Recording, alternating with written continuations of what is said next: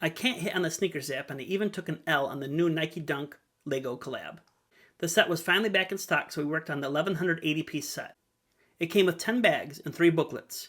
One booklet for the shoe, one for the basketball, and one for the dunk stand. We did the shoe first, and it took us about an hour and 20 minutes to put together all 3 bags. At first it felt like building a boat, and then the shoe started to come to life.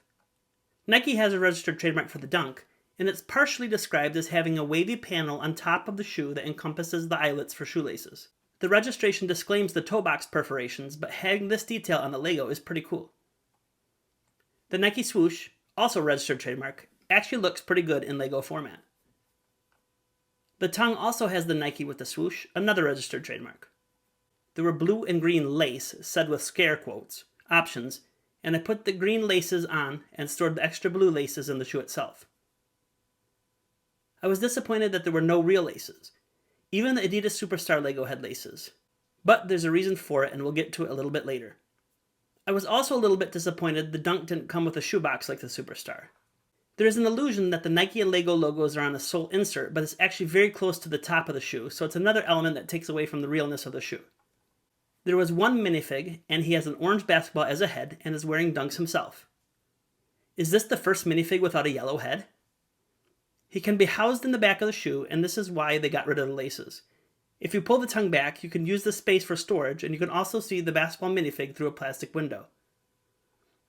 Honestly, I'd rather have real laces. Next, we went to the basketball, skipping the dunk stand for now. This only took us 45 minutes, so it was a very boring build, kind of like the globe. One thing square Lego pieces are not great at is making round objects, but this one doesn't look too bad. It almost looks like a candied apple. I'm assuming this stick is to attach it to the dunk stand.